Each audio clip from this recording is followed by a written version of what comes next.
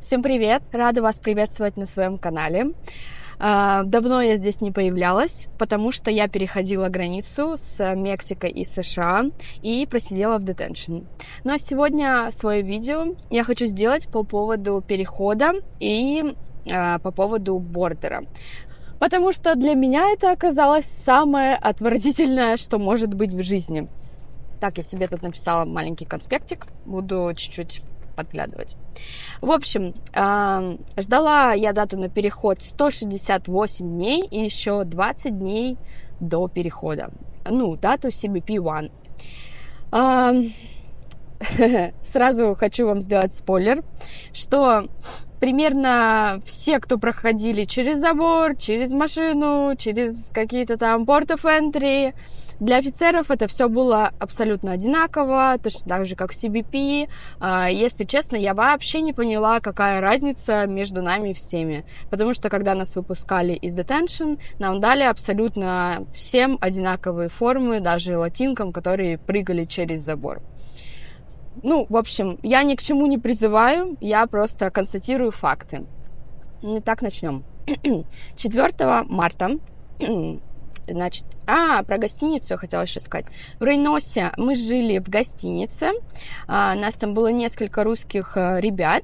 Достаточно хорошая гостиница, находится около какой-то церкви. Я вообще без понятия, что за церковь.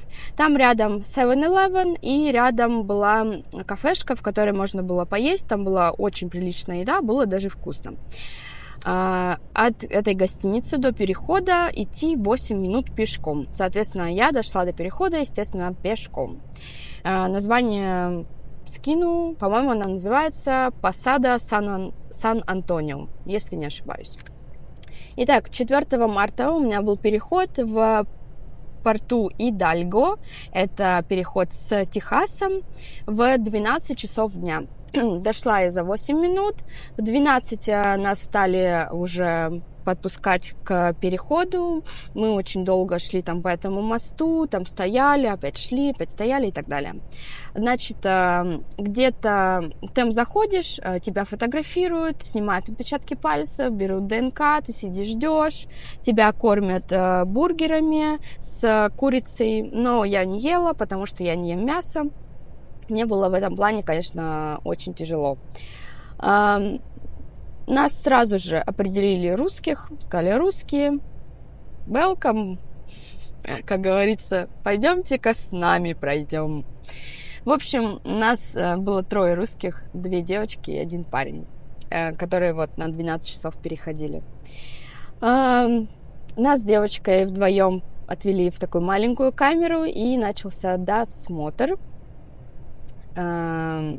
Досмотр был жесткий. Я спрятала в бюстгальтер беруши свои для ушей, но у меня их, естественно, вытряхнули, потому что они вот так поднимают бюстгальтер и вот так вот все вытряхивают. Тебя вообще, ты там, наверное, нигде ничего не сможешь спрятать, потому что это был самый жесткий досмотр в моей жизни. Они заставляют 3 раза присесть. Это было пипец смешно. И дальше она говорит: расставь ноги и сейчас не реагируй. И вот так вот засовывает тебе прям руку в самое твое интимное место. То есть они проверяют жестко. Забыла еще рассказать. На бордере было где-то в это время человек, может, 30, может, 50, уже не вспомню. И в основном были все ребята из Гаити. Они были одеты очень красиво, у них были у всех новые кроссовки, у женщин был маникюр, прически. То есть они пришли на бордер как на праздник, что вот они сейчас, через 3 часа уже будут в Соединенных Штатах Америки. Потому что их всех пропускают вот так вот. Значит, после того, как нас досмотрели с девочкой, нас отвели в женскую камеру. Там уже было 3 человек. Итого нас было уже 5 человек. Одна латинка, женщина взрослая. Ее через 4 часа забрали, потому что она очень дико кашляла. И, я так понимаю, она там сидела уже довольно давно. И остались, значит, мы 3 русских и одна девочка кыргызка. Значит, что представляет собой камера бордера? Это Очень маленькое помещение, где-то там, может, 3 на 5 метра, если не меньше, где у тебя стоит одна узкая лавка, и тебе дают тоненький мат, который воняет просто нереально бомжом. И отгорожен такой стеночкой небольшой туалет, где есть только туалетная бумага, никакого мыла, никакой зубной щетки, пасты, никаких средств женской гигиены тебе не дают. То есть ты там спишь, лежишь как просто бомжара последняя, по-другому это назвать нельзя. Где-то примерно через сутки ты уже начинаешь просто сходить с ума. Вот эта вся атмосфера, она на тебя жутко давит. Там очень холодно, там где-то градусов 15. Я одевала вот эту кофту теплую на голое тело. У меня был такой топик и вот эта кофта, чтобы специально с меня не сняли. Были у меня теплые штаны и носки. Обувь они на Идальго забирают, отдельно. Ты не сможешь в бордере быть в обуви. Значит, что еще? Кормили нас бургерами вот этими дурацкими с курицей, которые я не ела. Давали еще чипсы иногда. И с утра дают такой типа буррито, тако маленький, с картофелем и с яйцом. Если ты не ешь мясо или вообще отказываешься от еды, всем абсолютно насрать. Потому что женщина, когда приходила и раздавала нам эти бургеры, я говорю, я не ем мясо, и она просто мне не дала бургеры, им все равно. Вот, то есть без разницы. Так, по поводу лекарств. Значит, у нас у всех разболелась голова. У нас поднялось у всех жутко давление. Очень жутко. Мне никогда в жизни не было такого высокого давления. У одной девочки даже полопались капилляры в глазах, насколько у нее вообще шибануло. Нам первый раз дали по одной таблетке ибупрофена. Не скажу, что она нам прям сильно помогла. Второй раз, на вторые сутки мы просили таблетки, нам уже никто их не давал. Вот. Первое, когда мы туда зашли, в эту камеру, была нормальная более-менее смена офицеров. Там была женщина-полька, она такая блондинка, она говорит по-польски. И она нам сказала, что, девочки, не переживайте, мы вас отпустим, нам просто нужно проверить ваши документы, мы сейчас все быстренько проверим и вас отпустим. Ну и до нашего захода в бордер, естественно, всех с этого порта, те, кто переходили по CBP-1, их всех отпускали. То есть они сидели в бордер и их отпускали с 94-й формой. Мы надеялись на то же самое, что нас просто всех отпустят. Потому что за день до этого, 3 числа, переходила женщина, я с ней общалась, и ее выпустили с русским паспортом. Ее выпустили меньше, чем за сутки из этого бордера. И, соответственно, я уже шла на бордер, я понимала, что нас всех отпустят, вот, и нам 1,5 дня говорили, что мы вас отпустим. Дальше, если, значит, вы принимаете какие-то медикаменты, говорите об этом сразу. Я не уверена, что они будут вам их давать, потому что там реально, всем насрать. Даже если, я думаю, ты там будешь сидеть неделю, вообще всем срать. Вот, настолько вот эти офицеры на границе, они настолько обладают такой силой и властью над такими иммигрантами, как мы, то есть они могут сделать с вами абсолютно все, что угодно. Когда мы сидели в детеншн, у нас приезжали женщины, которых разделили с их детьми, с их мужьями. Дети, причем, были родные, поэтому, это я уже дальше в следующем видео расскажу. Поэтому эти офицеры на границе могут сделать с вами абсолютно все, что угодно. Вам нужно это обязательно, конечно, понимать и быть к этому готовым. Значит, что дальше? Сейчас я посмотрю свой конспектик. Вот, про польку, которая нам говорила, что она нас всех отпустит. В итоге поменялась смена вот этих офицеров. И дальше они уже даже не ходили, нас не проверяли. Забыли нас один раз покормить. То есть мы там долбились, они даже не реагировали. Еще там нет, кстати, времени в этой камере. И ты постоянно хочешь узнать время. Ты не понимаешь, сколько ты уже просидел, и мы постоянно узнавали время, когда вот нас кормить приходили, или мы еще сидели, и там было видно дверь, когда открывалась, кто-то ходил, и там было видно темно или светло. Вот так мы узнавали еще время. Кстати, что хотела сказать, если у вас вот такая же кофта, одевайте ее на голое тело. Они бывают, раздевают и оставляют в одной футболке. В общем, вот в таких кофтах бывают прорези под шнурочки. Вы можете в эти прорези, шнурочки, кстати, если не достаются, то они их срезают. Если у вас есть вот эти прорези, вы можете туда спрятать беруши для ушей. И вы хотя бы можете, более-менее нормально поспать. Потому что там постоянно гудит вытяжка. Вот так вот, такой звук. И спать там невозможно нормально. То есть ты засыпаешь, но у тебя сон, как будто ты просто не спишь, а как будто ты просто с закрытыми глазами лежишь. Значит, дальше поменялась смена вот этих офицеров, которые забывали нас покормить, и там был русскоговорящий офицер. Я не знаю, откуда он знает русский, но он знает его очень хорошо.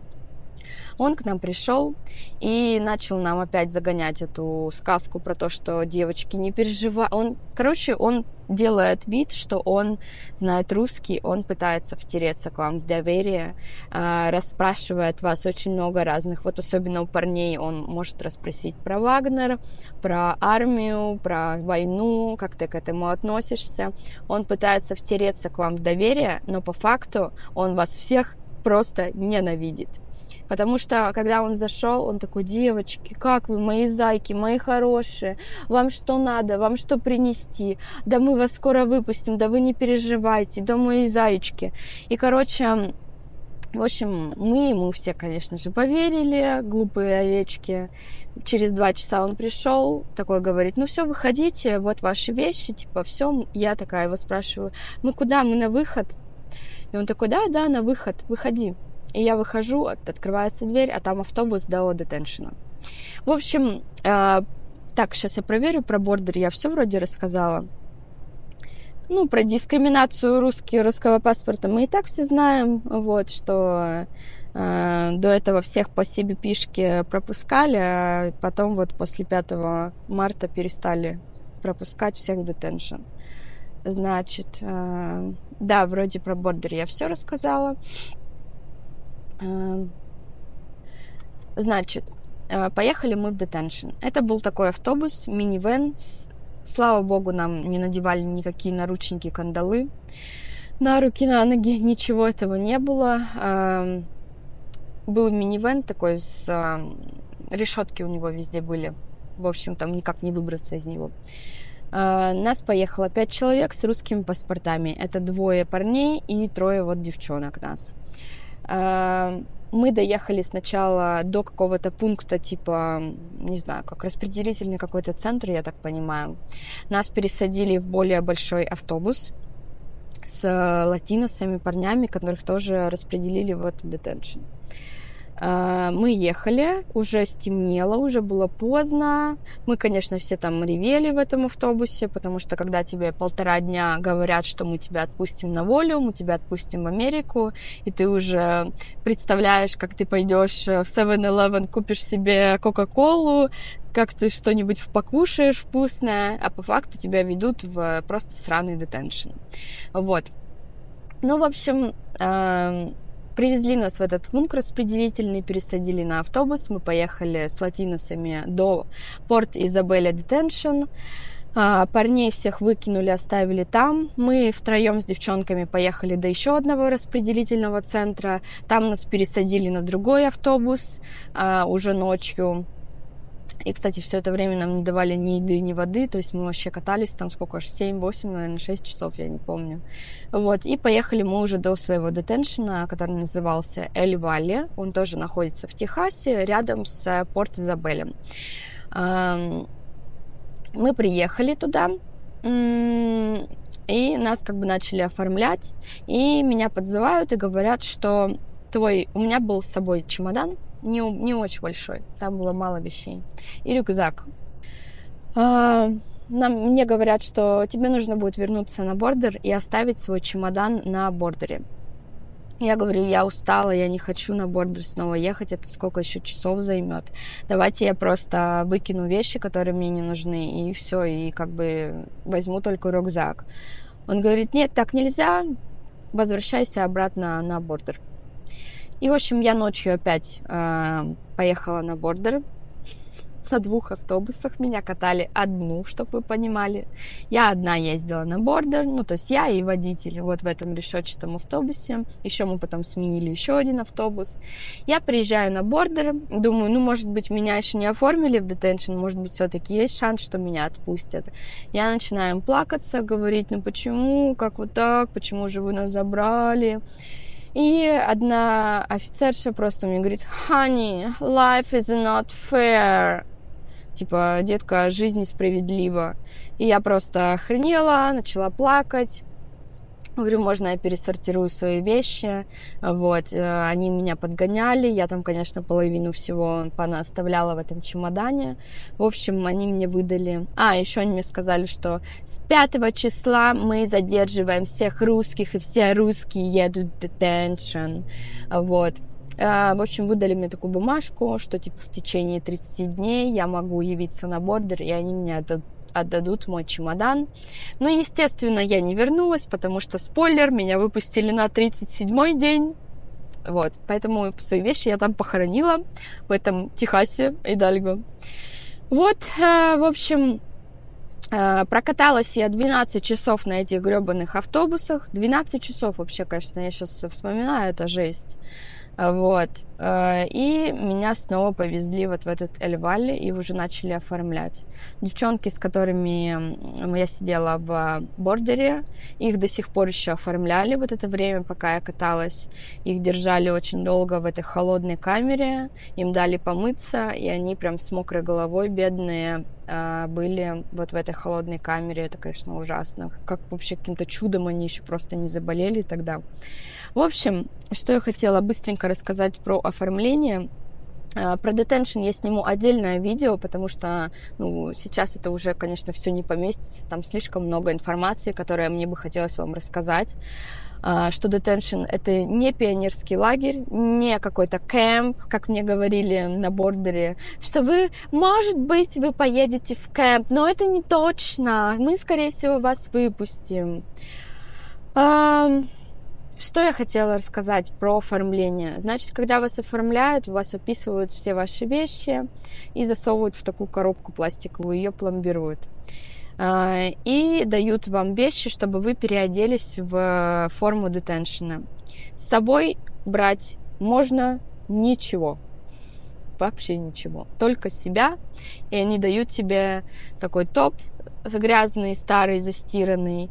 И трусы, которые уже кто-то поносил, но я такое носить, не могу.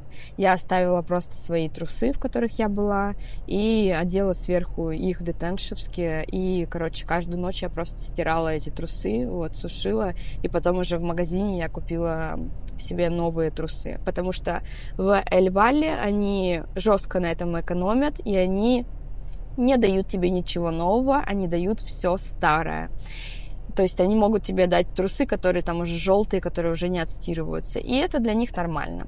В общем, оставляйте свои трусы. Кстати, я на бордер пошла, знаете как? У меня было 2 трусов. То есть одни я выкинула, когда нас переодевали уже в детеншн, которые грязные, а чистые я уже на себе оставила. Поэтому оставляйте свои трусы. Это нифига не смешно, потому что, извините меня, носить поношенные трусы, это совсем уже какой-то бред, если честно. То есть, насколько у вас, что они так дорого стоят, что вы не можете каждому человеку выдать хотя бы по одной паре трусов, это смешно. В общем, бомбит меня, да, от этой темы, это правда. Я забыла вам еще рассказать, знаете что? Вечером, мы в 12 зашли на бордер, в 2 мы уже были в этой камере, и где-то вечером, часов с 10, нас начали уже водить на интервью. То есть, как это было? Это было такое интервью, оно было, кстати, с переводчиком, по телефону был переводчик русский. Там было буквально 5 вопросов. Типа, на черта вы сюда сегодня приперлись, то есть вам нужно запросить убежище в этот момент. Что вам угрожает? Типа, назови свое имя, фамилию, дату рождения. В общем, что-то, 5 вопросов какие-то вообще рандомные. Ничего там такого не было. В общем, да. И потом уже в детеншене у вас... вот что хотела сказать. И потом они меня вызвали уже глубокой ночью, я спала, подписывать документы. Я просто вот так вот подписалась, я даже не знаю, за что я расписывалась. Никогда так не делайте. Обязательно просите, чтобы вам перевели все ваши документы.